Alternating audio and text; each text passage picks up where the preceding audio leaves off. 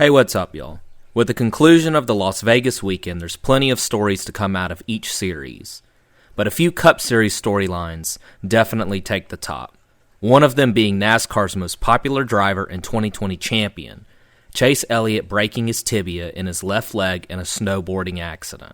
Big news here in Las Vegas centers around the 2020 Cup Series champion Chase Elliott. He was injured today, injured his leg snowboarding in Colorado. He will undergo surgery tonight, and he will be replaced in that 9 car for Hendrick Motorsports this weekend by the driver of the 8 in the Xfinity Series, Josh Berry. Causing the sport to be without its most popular driver for the first time since Dale Jr. missed races for his concussions. And while a misfortune for Elliott, this presents an opportunity for the development and opportunity of another driver. This weekend, and possibly for the entirety of Elliott's absence, was Dale Jr.'s highly touted prospect of Josh Berry. And from Josh Berry's short-track dominance and great performance in the Xfinity Series these past couple seasons, he has proven to everyone that he is one of the select drivers that have the capability of being a winning driver in the Cup Series one day. But in this first weekend for filling in for Elliott, there was something made extremely obvious. Experience and driver development is essential to success in the Cup Series.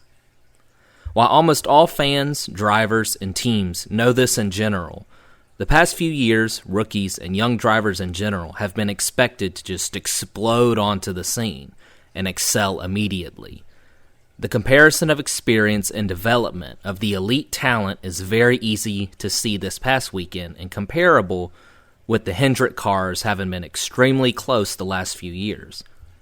And last week at Fontana, the 4 Hendrick cars all were very comparable in speeds when examining just the speed and fastest laps, since Kyle Larson had issues along with William Byron. And coming off of a second-place finish for Chase Elliott at Fontana, the Hendrick regulars continued that speed. William Byron absolutely dominated this race at Las Vegas, sweeping all 3 stages, while teammate Kyle Larson ran second in all 3 stages and would have won the race with Byron finishing second had the late caution not come out. In our third regular, Alex Bowman finished third, while also finishing third in Stage 2 and ran 7th in Stage 1. So our 3 Hendrick Motorsports regulars had dominant speed all weekend, while the inexperienced and not yet developed Josh Berry essentially struggled in comparison. While it's understandable and even necessary, the difference in the running is just the gap in experience. In practice and then qualifying, it was highlighted when talking with Alan Gustafson, the crew chief of the 9 car, that Berry told the team that the car was good and that the car not turning down and similar to the 5 and the 24 was just a him thing. Josh Berry thought the car was great. It wasn't the car or the setup. It was just him. So the 32nd place qualifying effort and the 29th place finish isn't all doom or gloom for Josh Berry, as a timely caution could have allowed him to be back on the lead lap and could have easily became a 20th or so finish, and it's a slightly different narrative. But in general, the only way to become an experienced and developed driver is by running these races and gaining the experience. Kyle Petty always adamantly says, if a guy's going to run Cup, he's got to run Cup. To be a better Cup driver, you got to run Cup. And he's very big on, as he calls him, Lord Byron. And while Kyle Petty always said that Rick Hendrick made the right decision for the long run by having Byron get in the Cup Series as soon as he did. Josh Berry is a winning driver, and someone myself, and Dale Jr. has said, expects to be a Cup winner one day. But we've seen this before. The entire Hendrick Motorsports camp 5-6 years ago struggled. William Byron and Alex Bowman weren't winners, but as we've seen these past couple years, these drivers that have the talent, which Josh Berry clearly does, when they get the time and the cars to match, they'll develop into winning and championship caliber drivers.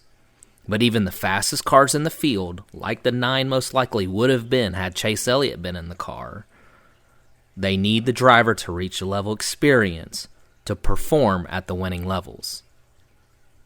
So with all of that being said, who do you think fills in for Chase Elliott the rest of the races he misses? Whether it's only a couple of races or 8 to 10 races. How do you think the replacement driver or drivers could run and, for the future, Which teams do you think Josh Berry is auditioning for? As we know, there isn't room at Hendrick Motorsports, but a Stewart-Haas Racing or maybe a JTG or other teams will without a doubt be paying extremely close attention to everything Josh Berry does in the races he does fill in for Chase Elliott. Let me know in the comments or go to the community page where I'll have various posts for the season and for the drivers. Thanks for watching.